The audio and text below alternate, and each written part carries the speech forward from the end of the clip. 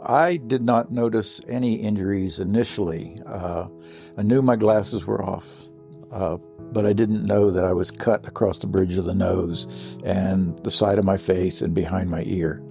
I remember Vic saying, "You're bleeding. You're bleeding." And I remember saying, "I can't move my arm. I can't move my arm." And I remember reaching over and releasing the seat belt for her. My arm was opened up from here to here. I have a plate, 5 screws in there right now, bionic woman arm here. And when I got in the ambulance, you looked at my arm and I could see your eyes, and it was black. It was black. It was all black. the way to the elbow. So because of the intensity of the muscle damage, they really couldn't do any surgery for a week. They needed that swelling to try to go down. And so I had surgery a week later. One thing that impresses us about FVF Law is I don't have to listen to them on the TV telling me there's only one number to remember, or telling me any of that stuff. They're there.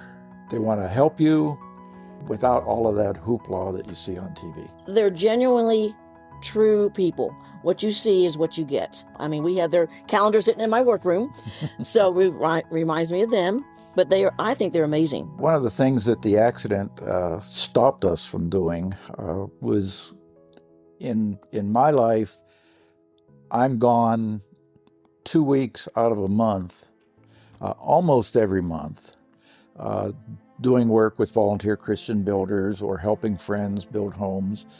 My injuries didn't stop me from doing that, but Vickie's injuries, she couldn't do anything for herself.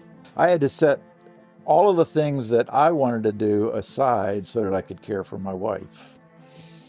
And then for me, it stopped me helping my sister with my dad, which wore my sister out. By the time I could finally get back to her, she was worn out. So it stopped me helping my sister with my dad. That was the number one priority.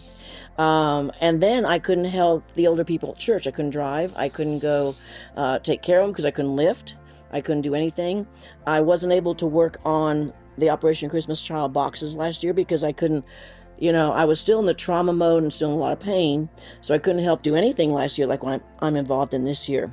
I think the other thing that impresses me, which I'm sure is the whole mindset of FVF Law, is they want to make sure you come out of this situation at the same level, if not better.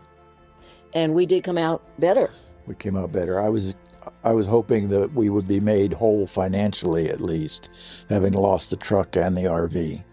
And obviously a lot of stuff that was in the RV that we're still thinking of. But the settlement was indeed enough to make us whole, more than abundantly. They care about you. And I think that is the crux of the whole matter, is the foundation is they care about you. They want you to come out of this okay. You were wronged in that accident, and they want to make it right. And they did.